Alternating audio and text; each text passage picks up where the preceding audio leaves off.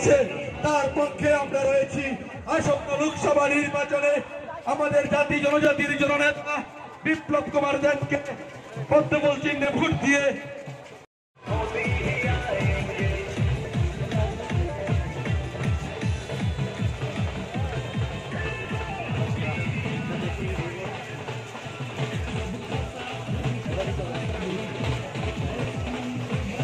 ধীরে ধীরে পদযাত্রার মাধ্যমে এগিয়ে আসছেন রাজ্যের মাননীয় মুখ্যমন্ত্রী তথা এই রাজ্যের জাতি উপজাতির নেতা প্রফেসর ডক্টর মানিক শাহ মহোদয়।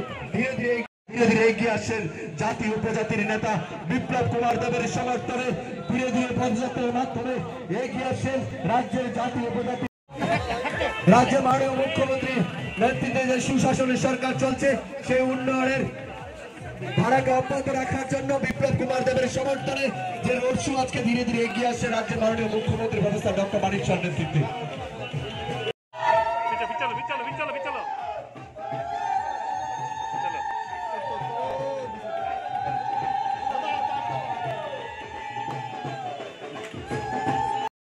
সোনামুড়াতে আমি এসেছি।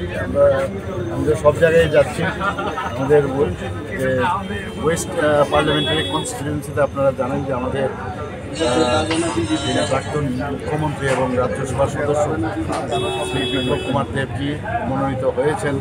আমরা মনোনয়ন সাবমিটও করেছি। চারিদিকে একটা রেসপন্স প্রচণ্ড, বিশেষ করে প্রধানমন্ত্রীজি যেভাবে কাজ করেছেন বা করছেন, মানুষ এত বেশি উনার প্রতি শ্রদ্ধাশীল এবং উনাকে এত বেশি মানেন যে উনি যা বলেন এবং সেটাই করেন এবং গ্যারান্টির কথা সবসময় বলেন। সেই বিষয়ে আজকেও এখানে পদযাত্রা আমরা করলাম। প্রচুর মানুষের রেসপন্স।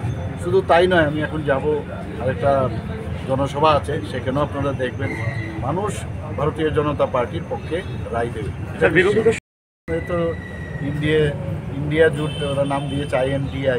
আস্তে আস্তে করে তো ভেঙে যাচ্ছে। এক এক জায়গায় এক এক রকম, ওরা ওয়েস্ট বেঙ্গলে একরকম নীতি, এখানে একরকম নীতি, দিল্লিতে আর একরকম নীতি, এক এক জায়গায়। এদের আসলে এটাকে অ্যালায়েন্স বলা চলে না। অ্যালায়েন্সের নামে ওরা অ্যাকচুয়ালি মানুষকে বিভ্রান্ত করার চেষ্টা করছে এবং আমি নিশ্চিত যে অ্যালায়েন্সে কাজ কিছুই হবে।